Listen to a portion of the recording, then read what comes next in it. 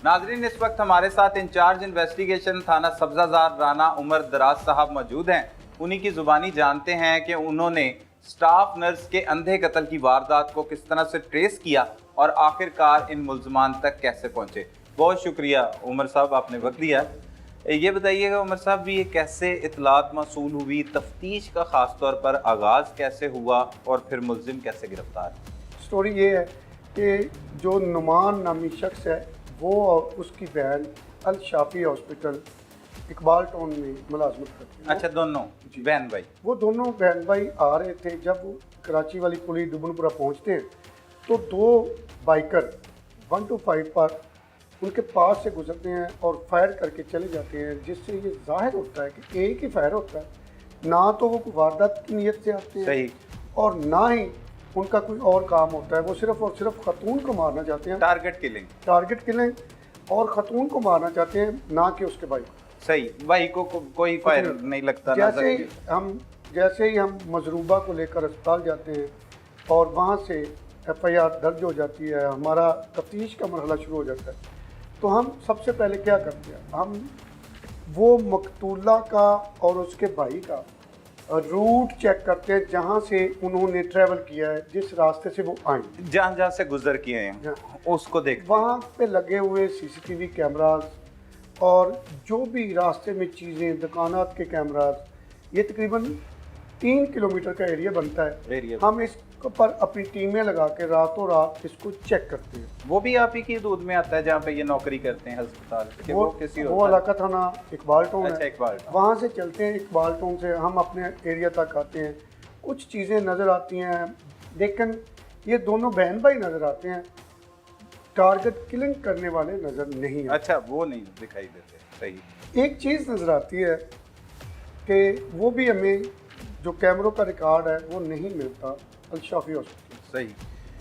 7 दिन बाद वो जो मजरूबा होती है वो अल्लाह ताला को प्यारी हो जाती है।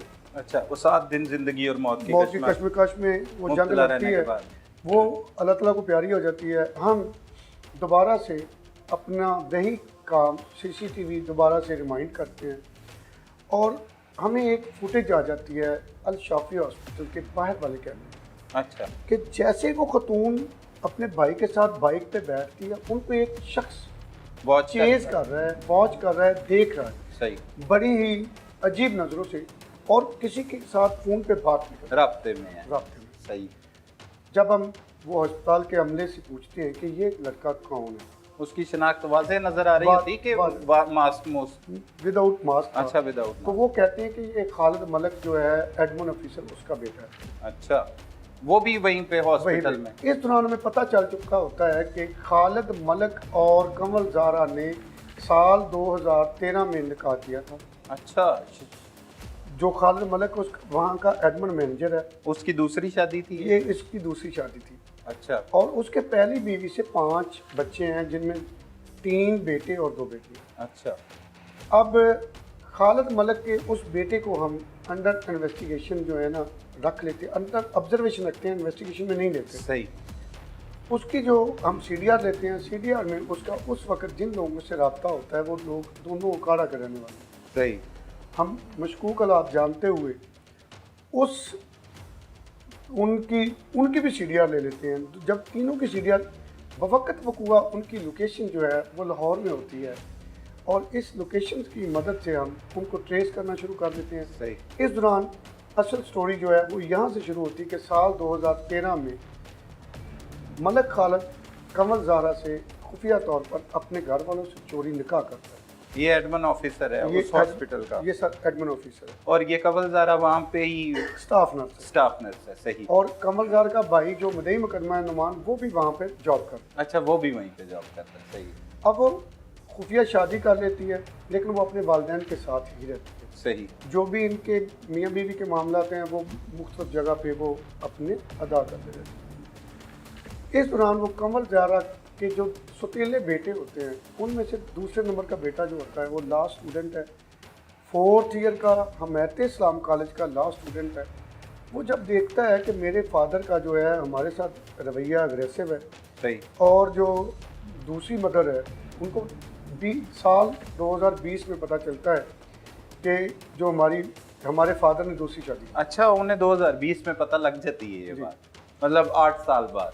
वो अपना मकान बना रहा होता है तो मकान के मिस्त्रियों के साथ अपनी बातें शेयर करता है। वो कहता है कि मेरे बाप ने हमारे साथ बड़ी ज्यादती की है, मैंने अपनी इस माँ को जिंदा नहीं रहना, अच्छा, आप मेरा साथ। जो मिस्त्री होते हैं राजगिरी करने वाले, उनमें से एक शाहिद इकबाल नामी बंदा होता है, उसके साथ ये काफ़ी ज़्यादा फ्रैंक होता है, दोस्ती हो जाती, दोस्ती मकान बनवाते बनवाते। बनवाते हैं। साल 2020 से ये पैसे जमा करने शुरू कर देता है कि मैंने पैसे देके अपनी माँ को मरवाना। अच्छा, ये 2020 में जब पता लगता है तभी प्लानिंग कर लेते हैं planning। ये मुदस्सिर। जी। अच्छा, ये माह रमज़ान में दोबारा शाहिद इकबाल नामी शख्स को मिलता है। शाहिद इकबाल से कहता है यार मैंने तुझे कहा था। वो हामी भर लेता है, 1 लाख रुपया ये उसको एडवांस देता है। अच्छा, जब एडवांस रख। भी ये 1 लाख रुपया जो है ये उजरत ले लो, आपने मेरी माँ को मारना, सुतेली माँ। सुतेली माँ को। सही। वो चला जाता है अपने अबाई गाँव ओकाड़ा चला जाता है, वहाँ से वो अपने भांजे गुलबाज को लेके आता है। ये वकूआ से 3 दिन पहले रैकी करना शुरू करते हैं कि वो कितने बजे आती है, कितने बजे जाती है, कितने बजे आती है, कितने बजे जाती है।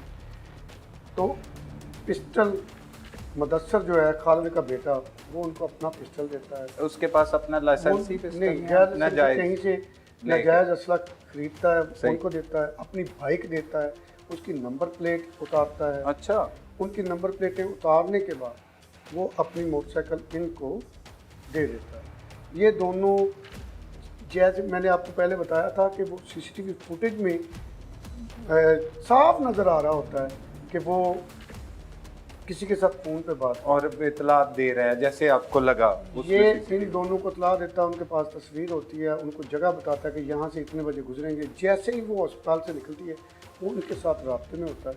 सही। और उनको बता देता है, और वो इसके दिए हुए पिस्टल और बाइक पे वहाँ मौजूद होते हैं। जैसे ही ये खातून और उसका भाई वो गली की नुक्कड़ से मुड़ते हैं, दुबनपुरा वहीं वहीं पे रिहाइश है इनकी। इनकी थोड़ा सा आगे जाके रहाइश है। सही। वो पीछे जाते हैं, सीधा सर पे फायर हिट करते हैं और गुजर जाते हैं। ये शाहिद नामी जो शाहिद मुलजिम है। और गुलबाज गुलबाज उसका भतीजा है। जैसे ही ये खातून और उसका भाई वो गली की नुक्कड़ से मुड़ते हैं, दुबनपुरा वहीं पे रिहाइश है इनकी। इनकी थोड़ा सा आगे जाके रहाइश है। सही। वो पीछे जाते हैं, सीधा सर पे फायर हिट करते हैं और गुजर जाते हैं। ये शाहिद नामी जो शाहिद मुलजिम है। और गुलबाज उसका भतीजा है। भांजा।